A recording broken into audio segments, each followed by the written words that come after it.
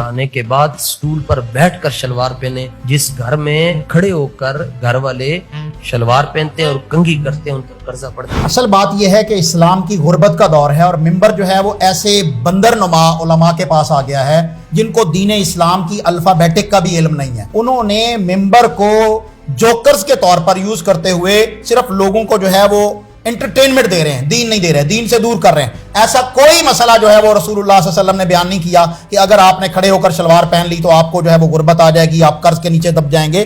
تو یہ کہاں سے تم نے لے لیا؟ رسول اللہ صلی اللہ علیہ وسلم نے ایسی کوئی تعلیمات نہیں دی. اور اپنا نام کیا ہے؟ ہم اہل سنت والجماعت ہیں. نہ آپ اہل سنت ہیں نہ والجماعت ہیں, نہ صحابہ سے یہ مسئلہ دکھا سکتے ہیں نہ رسول اللہ صلی اللہ علیہ وسلم سے یہ مسئلہ دکھا سکتے ہیں. یہ مسئلہ آپ کے ذہن کے تخیلات ہیں, وہاں کی اختراعات ہیں, فیبریکیشن ہے جو آپ دین اسلام کے اندر لوگوں کو گمراہی کے ذریعے سے دے رہے ہیں.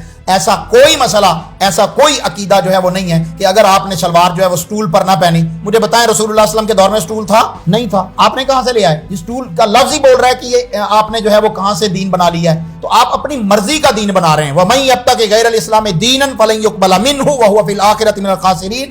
جو دین اسلام میں اپنی طرف سے اضافہ کر لے, مرضی کا بنا لے, وہ قیامت کے دن نقصان اٹھانے والوں میں سے ہوگا, وہ کامیاب نہیں ہوگا. جب میں ویسے علامہ صاحب ایک ویسے ہی ذرائع تفرعنی پوچھ رہا ہوں کہ یہ سٹول کا قرضے سے کیا لینا دینا ہو سکتا ہے کہ اگر آپ شلوار پہن لیں, کھڑے ہو کے پہن لیں یا بیٹھ کے پہن لیں تو اس سے قرضہ کس طرح سے چڑھتا ہے؟ ایسے مولویوں کا دین سے کیا تعلق ہو سکتا ہے؟ صرف ایک گیٹ اپ اختیار کر لینا اور ممبر کے اوپر قبضہ کر لینا اور لوگوں کو جو ہے وہ واہ واہ کر کے بدھو بنا لینا, آپ سمجھیں گے دین ہے؟ تو دین تو نہیں ہے نا.